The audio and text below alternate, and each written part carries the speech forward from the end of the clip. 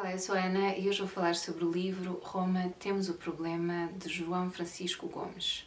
Este é o livro, é uma edição da Tinta da China, tem o subtítulo Como a Igreja Católica lidou com 2000 anos de abusos sexuais. Antes de mais, deixa-me pôr aqui um bocadinho confortável. Eu tive um bocadinho desaparecida porque tive uma série de trabalhos e então não pude gravar aqui para o canal. Neste momento é um bocado tarde, portanto, se calhar não escolhi a melhor altura para gravar este vídeo, mas eu já o tinha gravado durante a tarde e divaguei muito, porque este é um tema difícil, de que é difícil falar, e então decidi, fomos a um aniversário de um amigo, chegámos há bocadinho e eu pensei, ok, eu agora estou cansada, portanto a probabilidade de divagar não é muito grande, ou pelo menos não é tão grande do que durante o dia em que estou com mais, enfim, sinto-me mais ativa. Mas pronto, vamos ver como é que corre e se não ficar assim muito bem, pronto, também gravo noutra altura. Então, só uma pequena nota biográfica do autor. João Francisco Gomes, Leiria, 1995, é jornalista e escreve no Observador desde 2016, maioritariamente sobre as religiões, a espiritualidade, o ambiente e as alterações climáticas. Recebeu em 2017 o Prémio de Jornalismo Dom Manuel Falcão, que distingue trabalhos jornalísticos de temática religiosa. Foi um dos autores de uma série de reportagens de investigação sobre os abusos sexuais na Igreja Católica em Portugal, publicada em 2019 e distinguida com vários prémios de jornalismo, incluindo o Prémio Gazeta de Multimédia. É licenciada em jornalismo pela Escola Superior de Comunicação Social e mestre em Ciência Política e Relações Internacionais pela Faculdade de Ciências Sociais e Humanas da Universidade Nova de Lisboa. Pronto, este é o livro. O índice está dividido em 4 partes, se não estou em erro. Exatamente, portanto, parte 1, abuso sexual, um problema com 2 milénios. A parte 2, como nasceu o escândalo que conhecemos hoje e de quando os casos começaram a ser conhecidos no início dos anos 80. Parte 3, um retrato de Portugal. E parte 4, a Igreja do século XXI. Há aqui logo uma dedicatória ao início, que diz a todas as vítimas de abuso, independentemente do momento da história em que a igreja em que confiavam as traiu. Ele, logo na primeira parte do livro, ele fala sobre a história da igreja, portanto, desde o início, desde o século I até aos dias de hoje. E ele fala de um documento que foi descoberto, que é do século I e que, entretanto, teve várias traduções, mas em que tem uma parte do documento, que seria, enfim, eu tirei aqui uns apontamentos, portanto, essa parte é considerado, portanto, chama-se a Didaquê, texto do século I, considerado o primeiro catecismo da Igreja Católica, e tem uma secção em que se refere ao abuso de jovens, portanto, dependendo das traduções, é de jovens, é de meninos, enfim, então isto revela já uma preocupação com algo de muito específico, portanto, leva-nos a crer que já haveria casos de abusos de crianças, de abusos de poder, junto de crianças e jovens por parte de pessoas pertencentes à Igreja Católica. E já agora, na introdução, aqui na página 20, ele diz: este livro empreende uma viagem pelos 2000 anos de história da Igreja para descrever como o problema dos abusos sexuais de menores é uma questão tão antiga quanto a própria instituição. É possível encontrar em escritos ancestrais, em documentos oficiais e em correspondência entre elementos da hierarquia múltiplas referências que demonstram claramente como o envolvimento sexual dos membros do clero com crianças e jovens tem sido uma preocupação interna e quase sempre sujeita a manobras de encobrimento, desde os primórdios do catolicismo. Durante 20 séculos, a Igreja soube da existência de pedófilos e de abusadores sexuais entre o seu clero, embora nem sempre tenha lidado com eles da mesma maneira. Em alguns períodos da história, os abusadores foram perseguidos até à morte pela própria instituição. Noutros, prevaleceu sobre a justiça a proteção da imagem pública da Igreja através da ocultação dos crimes. Porém, em todos os momentos do seu longo percurso, sem exceção, a hierarquia da Igreja conheceu o problema e a sua especial gravidade. Portanto, é isso que este jornalista acaba por revelar neste livro, é que é muito claro que ao longo da história a Igreja sabia destes casos e que foi escolhendo lidar com eles de formas diferentes. E acho que outra coisa que também é clara é que apesar de em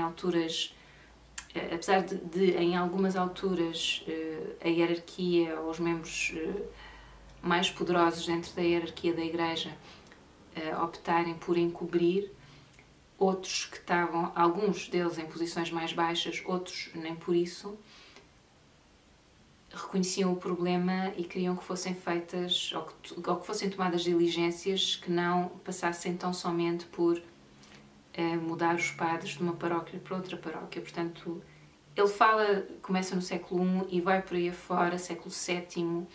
Aliás, há um caso de um bispo cá em Portugal, em Braga, no século VII, que é São Frutuoso, e escreve uma regra em que reconhece a existência destes casos, prescreve uma penitência para os monges que fossem, enfim, descobertos a praticar esse tipo de crime, e uma das regras é que ele não volte a estar em contacto com crianças e com jovens.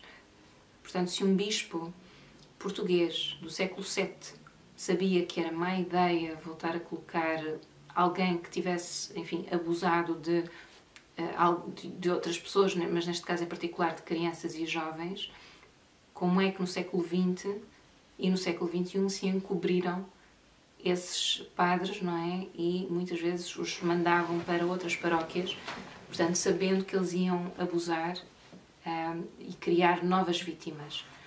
Portanto, toda esta história é muito chocante. Eu, quando gravei o primeiro vídeo, falei de questões mais particulares, mas o vídeo ficou muito grande, e não só, porque a questão de ficar um vídeo grande não me incomoda.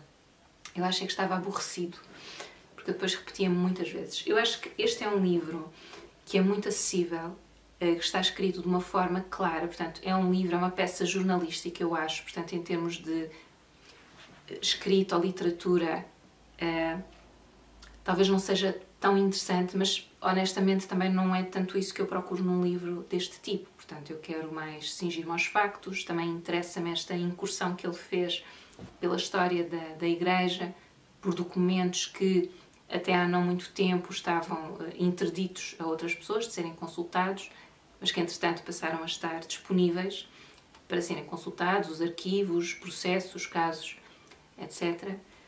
Portanto, já temos acesso a mais informação e percebemos que realmente em várias alturas da história pessoas que estavam num cargo de poder e de responsabilidade, como papas, etc., não fizeram o que podiam ter feito para proteger.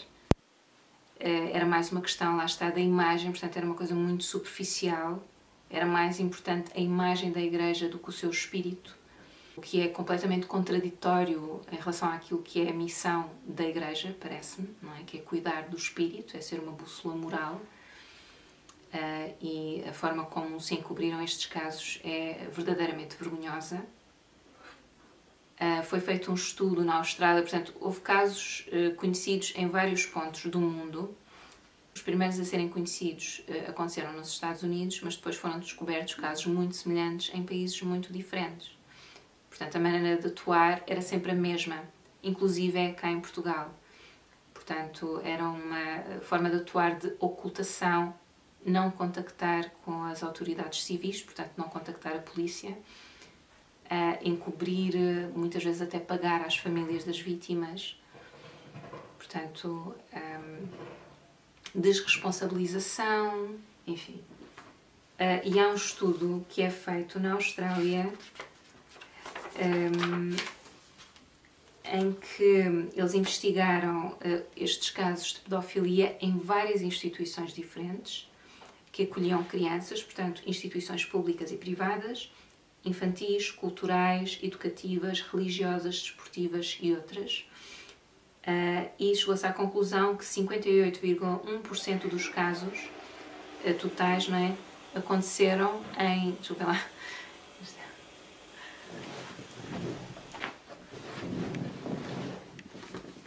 Então, chegou-se à conclusão que 58,1% dos casos aconteceram em instituições religiosas. E eu acho que é natural que isso aconteça.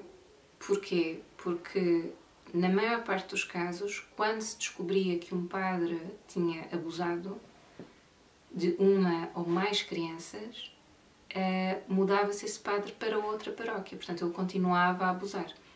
Enquanto que, se retirasse logo a partir do momento em que se soubesse do primeiro caso, ele já não poderia abusar de mais ninguém. Portanto, parece-me que estes bispos, porque eram os bispos das dioceses, que muitas vezes decidiam o que é que acontecia ao padre em causa, é que optavam por mudá-lo de paróquia, portanto, sem enfrentar a questão. E apesar de, houve uma carta que acho que foi João Paulo II que escreveu, em que fala de que mas nós não sabíamos bem o que é que havíamos de fazer e tal, isso não me parece uma desculpa muito credível.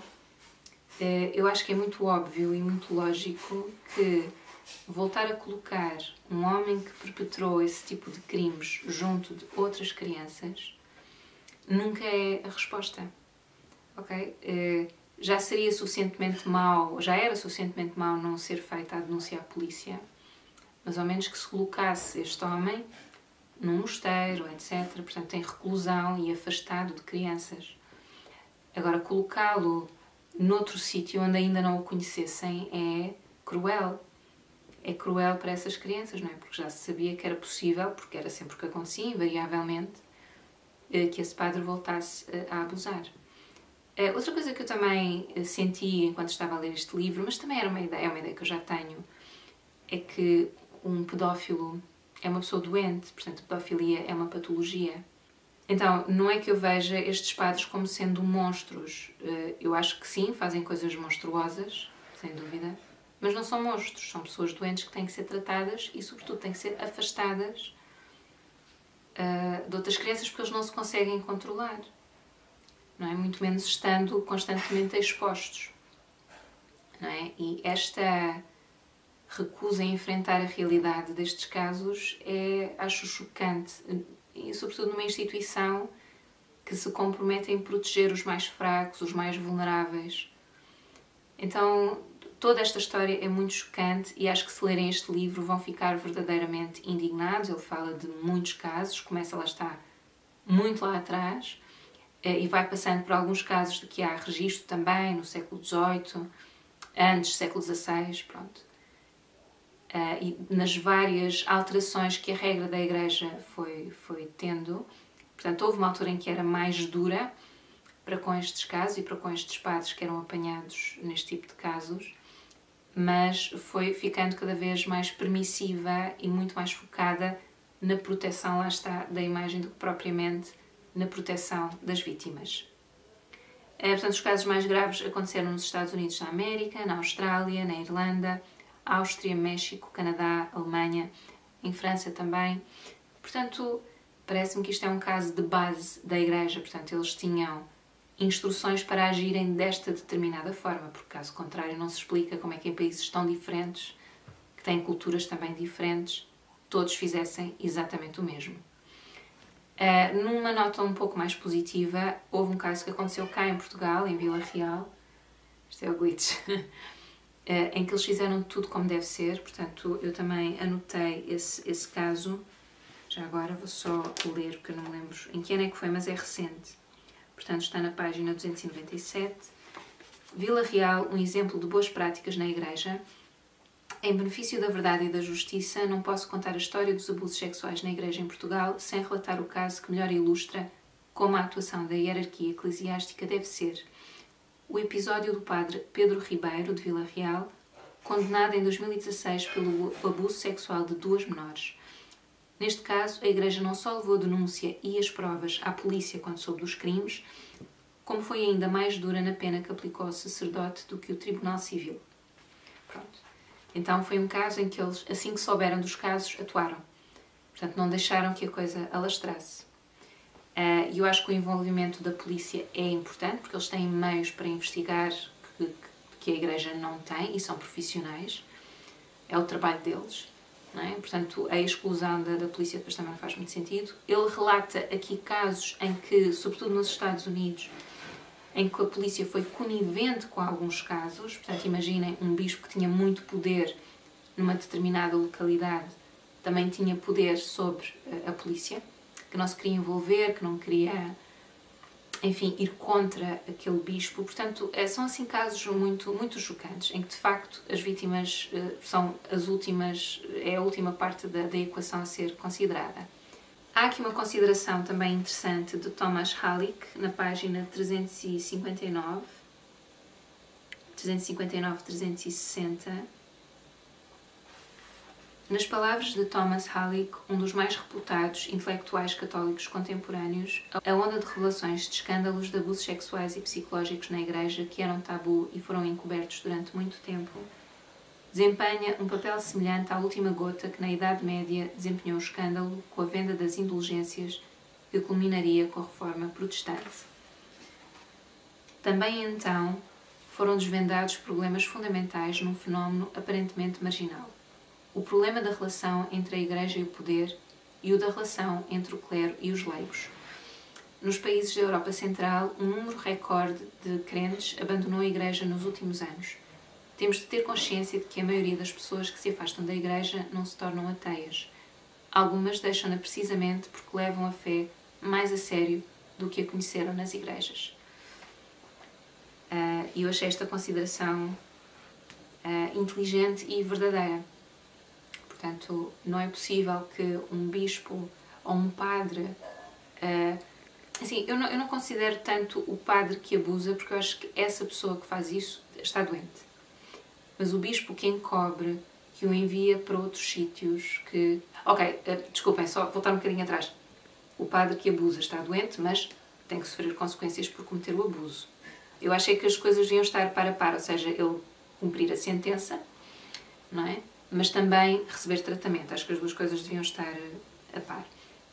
Mas para mim ainda é mais grave o bispo, que normalmente era quem intervinha nestas questões, devia... O facto de depois o colocar... eu estou-me a repetir, não é? Mas esta questão, para mim, é a mais relevante, não é? É esta questão mesmo de pôr em primeiro a proteção da imagem. Pronto, e isso vai completamente contra o que são os preceitos da Igreja Católica, os preceitos da religião, as palavras de Jesus Cristo, etc., que dignificava as crianças e que protegia ou pretendia proteger as crianças. Então não faz sentido nenhum. Afinal, eles são padres de quê? Estão a defender ou a proteger o quê? Não é? Que autoridade é que têm se permitem que uma coisa destas aconteça? Agora, é óbvio que não eram todos. Houve padres que se insurgiram, houve padres que tentaram denunciar também. Alguns foram castigados por isso. Okay? Houve bispos também que tentaram intervir e ter uma atitude diferente. A começar por este bispo do século VII depois de Cristo. Ou seja, não é tudo mau, ok? Eu acho que quando tanta coisa acontece mal é porque é um problema mesmo de base da estrutura da Igreja. E por último, em jeito de conclusão, eu saltei aqui muita coisa porque as histórias estão todas aqui para quem quiser ler, com pormenores sórdidos também, enfim, para percebermos a gravidade de muitos destes casos. Então, é um livro que é chocante, ok? Vão ficar chateados se lerem isto, garanto. Portanto, ele aqui na página 413, o autor, João Francisco Gomes, a dada altura escreve aqui: ao longo dos últimos 2 milénios, a Igreja tem tido uma relação difícil com o sexo. Continua a exigir aos seus sacerdotes que sejam celibatários, um requisito que não é nem um dogma, nem transversal a todos os ramos do cristianismo, e a associar ao celibato dos padres a aura de pureza que os distingue e os eleva. Continua a pronunciar-se insistentemente sobre o que os fiéis podem e não podem fazer na cama, e mantém na sua doutrina condenação sistemática de aspectos profundamente naturais da existência humana, como a masturbação ou a homossexualidade. A esta relação complexada com o sexo soma-se o problema ainda mais profundo do clericalismo, que durante séculos fez da Igreja uma instituição clericocêntrica, fundada na autoridade inquestionável do sacerdote, em que qualquer escândalo sexual, que expunha inevitavelmente a hipocrisia do padre, tinha de ser ocultado em nome da reputação e do poder terreno da Igreja. Pronto. Eu acho que é um bom resumo daquilo que serão alguns dos problemas da Igreja Católica, esta obsessão com o sexo e este julgamento, etc. Há também muitas alturas na história em que se confunde a homossexualidade com a pedofilia, que não tem nada a ver uma coisa com a outra. Outras alturas da história em que parece que é pior a homossexualidade, essa questão da homossexualidade, do que a questão da pedofilia.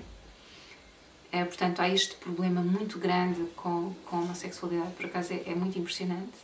Então, é algo em que se está a trabalhar. Em 2014, já com o Papa Francisco, já sob o pontificado do Papa Francisco, ele criou uma comissão de proteção dos menores e de estudo deste tipo de casos, que ainda está a funcionar. Cá em Portugal também criámos uma comissão, deixa-me consultar aqui novamente os meus apontamentos. Sim, portanto, em 2019 é criada uma comissão pelo Bispo Américo Aguiar.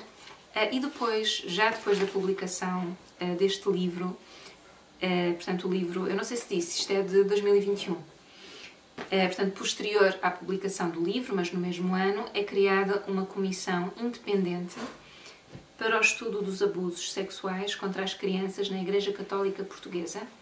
O site chama-se darvozausilêncio.org, eu vou colocar o link lá em baixo. E o número de denúncias no dia 10 deste mês de julho já estava em 352 verificadas. Pronto, que é um número bastante elevado, mas parece que está a existir uma dificuldade em chegar a meios mais rurais, enfim, e mais recolhidos do nosso país. Pronto, e sei que uma das pessoas que integra esta comissão, portanto, a comissão foi liderada, ou é liderada, por Pedro Stretch, que foi nomeado pela Conferência Episcopal Portuguesa. Um dos membros da comissão é o Daniel Sampaio, um psiquiatra bastante conhecido cá em Portugal. E eu apanhei uma vez uma entrevista dele no telejornal em que a frustração dele era sentir que não estavam a conseguir chegar a determinadas populações, portanto não sentiam um apoio nem da comunicação social, nem dos padres dessas paróquias. E também não estavam a ter respostas de todas as paróquias, ou de todas as dioceses, agora não tenho a certeza. Mas já é bastante positivo termos essa comissão a funcionar cá em Portugal, claro. A minha voz está a quebrar um bocadinho, estou realmente um bocadinho cansada. Mas estou a conseguir dizer tudo o que eu quero e, sinceramente, eu não queria que ficasse tão aborrecido, porque o outro vídeo estava longuíssimo. Eu li imensas citações, mas acho que não é necessário. Vocês podem comprar o livro. Também não li o livro todo, também estou a exagerar. Mas ficou muito fastidioso. E depois, também anotei aqui um livro que saiu este ano, em junho, que é Uma Anatomia do Poder Eclesiástico, de João Eleutério, que é presbítero do Patriarcado de Lisboa. Portanto, ele designa isto como um projeto, este livro. E parte da sinopse na UC, portanto foi onde eu vi que estava o livro, parte da sinopse diz: o intuito não é apenas um exercício de um diletantismo de qualquer natureza, mas pedagógico, profilático, mesmo terapêutico, em ordem a prevenir e impedir subversões das dinâmicas da vida eclesial conducentes a qualquer tipo de abuso. Portanto, acho que é um livro em que se fala muito sobre esta questão do clericalismo ou da hierarquia da Igreja Católica e de como isso resultou na quantidade de abusos que, entretanto, vieram à tona. É muito chocante que muitos destes abusos, não é, aconteçam em instituições em que estão crianças vulneráveis, frágeis, não é? Portanto, isso é sempre muito chocante porque é completamente contra o que deveria ser o papel da Igreja Católica, não é? Está no extremo oposto da mensagem cristã, não é? Da mensagem de Cristo. Portanto, é sempre muito difícil para mim perceber essa questão. Mesmo agora, eu penso que o Papa está no Canadá e foi lá também, entre outras coisas, pedir desculpa aos indígenas, muitos deles que foram abusados nas instituições em que estiveram, retirados das suas famílias. Enfim, não sei se para serem evangelizados, faço ideia, mas há uma série de casos de abusos também e de violência para com esta comunidade. Portanto, é algo que eu acho que é tão contraditório com a mensagem de Cristo que custa-me sempre muito perceber. Portanto, eu acho que é uma questão de poder já. Portanto, o poder corrompe e como a Igreja é feita por homens e mulheres humanos, seres humanos, não é? São eles também corrompíveis e alguns, quando se veem com poder,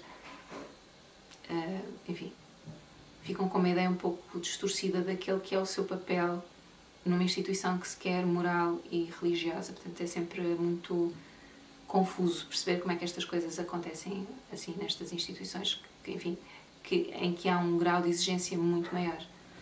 Não é? Porque eles é suposto serem orientadores, é suposto serem uma bússola moral, então é muito esquisito.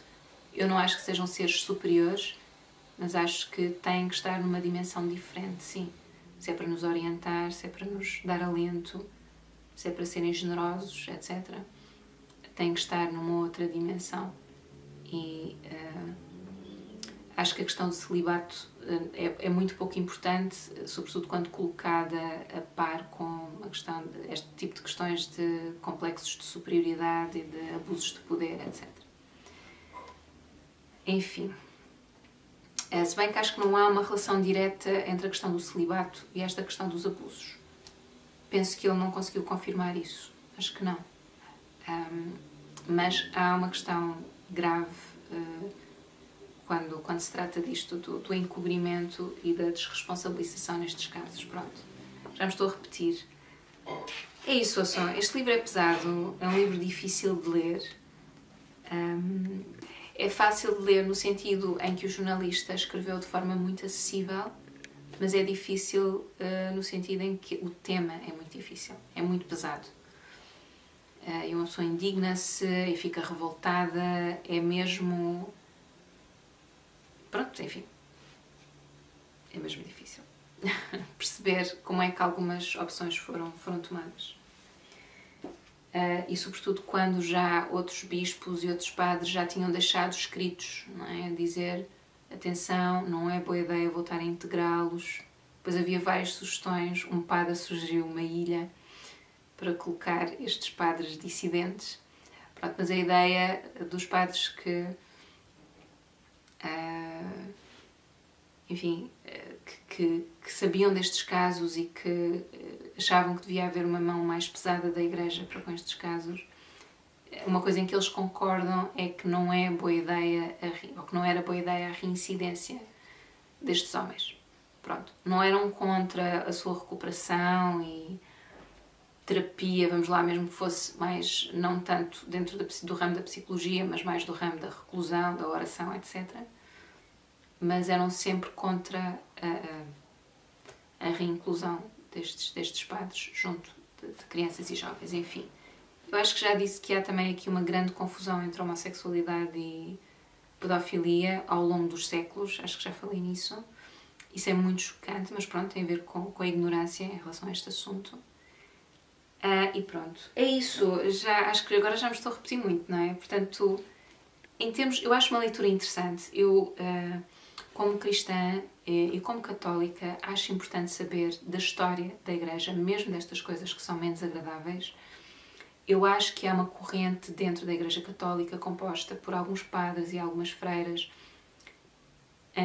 em que há uma vontade de tentar alterar ou de que a Igreja evolua em determinados pontos. Há também uma secção ultraconservadora, como há sempre, mas isso nem vou por aí, porque aí há uma negação, enfim, da importância destes assuntos, portanto nem me interessa muito ir por aí. Mas, portanto, eu sei que existe uma secção da Igreja Católica de padres, de freiras, que querem que as coisas mudem, não é? Esta questão do celibato que seja opcional, a questão das mulheres poderem aceder ao sacerdócio, portanto, que exista uma evolução. E, sobretudo, esta questão da hierarquia dentro da Igreja, eu sempre achei muito contraditória, a ostentação. Portanto, eu acho que as igrejas como, enfim, templos onde nós vamos adorar, etc., que sejam mais ricas ou menos ricas, eu isso acho natural. É um sítio onde todos nos encontramos, queremos ver coisas belas, representações de Deus, de Cristo, etc. Acho isso natural, mas os próprios padres, os próprios bispos, cardeais, portanto, essa imagem da ostentação sempre achei esquisito, porque acho que é muito contraditória em relação à mensagem de Cristo, não é? Do voto de pobreza ou do desapego dos bens materiais, não é? Dar importância a outro tipo de coisas. Portanto, sempre achei isso um pouco contraditório e acho que eu entendo que tem que existir uma ordem, portanto, uma estrutura ordenada de alguma maneira, não é? Para não ser o caos total, porque a Igreja Católica tem muitos anos, não é? Tem mais de 2000 anos. Mas acho que este tipo de hierarquia já é muito desatualizada, é muito antiquada e depois dá aso a este tipo de abusos também.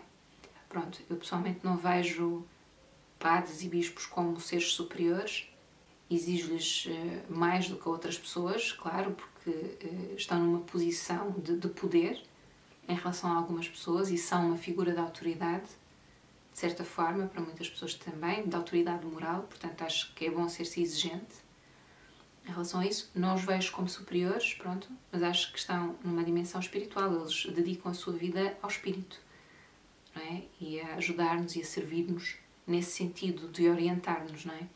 Então, acho que depois há alturas em que não joga muito uma coisa com a outra e eu acho que essa missão fica talvez um pouco esquecida também.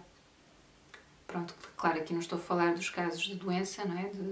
Da patologia, da pedofilia, estou a falar daqueles que depois escolheram, enfim, tentar subornar as famílias das vítimas e etc. para que a coisa não se soubesse. Portanto, falo mais disso. Pronto. Já me estou a perder muito. É isso. Acho que é uma leitura interessante.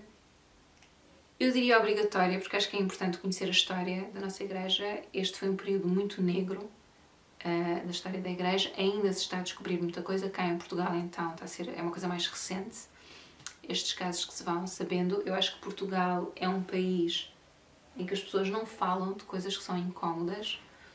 Pronto, têm mais dificuldade, acho que temos mais dificuldade e achamos que não existe ou que somos especiais e não somos. Claro que não.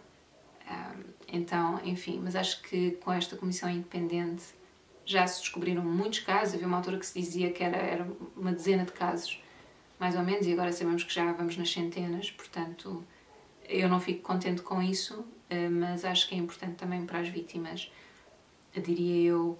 E quer dizer, é preciso ter muita coragem, não é? Para reviver tudo isso.